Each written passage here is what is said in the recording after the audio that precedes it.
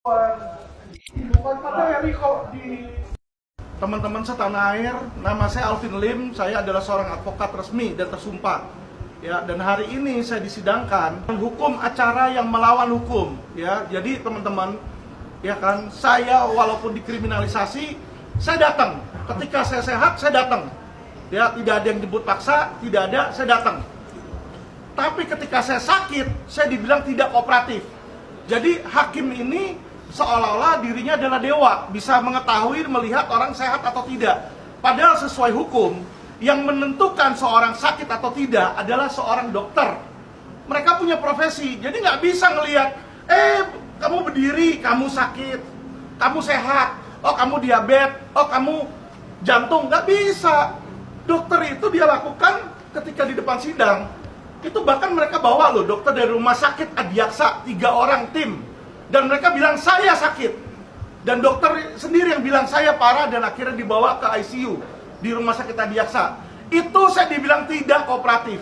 Jadi mereka bingung kalau ada orang hari ini sakit, besok sehat katanya. Jadi apakah orang itu kalau sakit harus sakit terus mampus? Itu pertanyaan saya. Jadi hari ini kita menjadi saksi bagaimana seorang advokat yang membela masyarakat investasi bodong, penjahatnya dibiarin kabur, advokatnya mau dijeblosin dengan apapun juga caranya.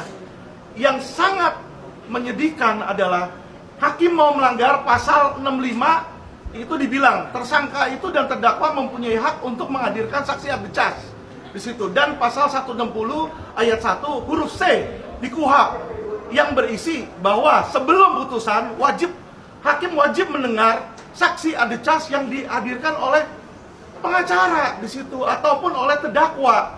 Saya tidak pernah diberikan, saya bilang hari ini saya minta dihadirkan dan ditolak oleh hakim. Nah, itu terus bagaimana? Hakim ini kan di persidangan tempat mencari kebenaran material. Nah, mau mencari kebenaran material tapi tidak disetujui. Nah, kalau memang caranya kayak begitu, nggak mau cari kebenaran, ya kan, nggak usah dituntut 6 tahun. Ambil aja pistol, suruh polisi, suruh jaksa, tembak mati aja Alvin Lim, nggak apa-apa. Saya serahkan nyawa saya untuk penegakan hukum. Jadi saya keras, bukan karena saya lawyer yang tidak benar. Karena saya melihat ada oknum mau melanggar hukum, terang-terangan di siang bolong. Apakah tidak boleh saya sebagai pengacara menegakkan KUHP?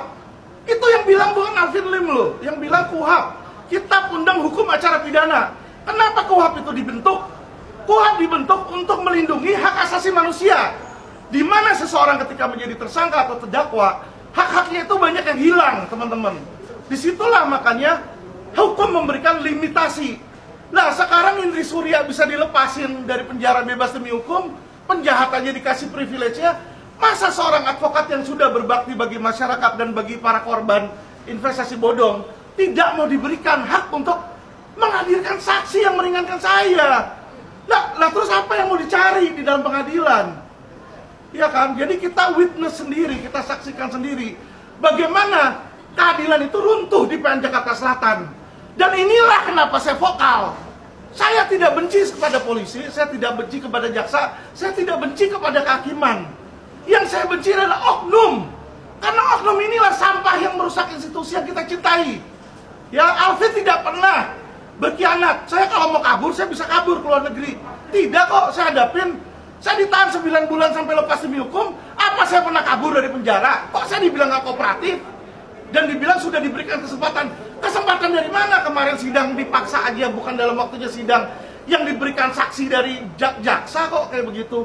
Jadi jelas teman-teman di sini ya, bahwa oknum jaksa itu ada pesanan, mungkin oknum hakim juga ada pesanan kalau memang mereka mau seperti itu.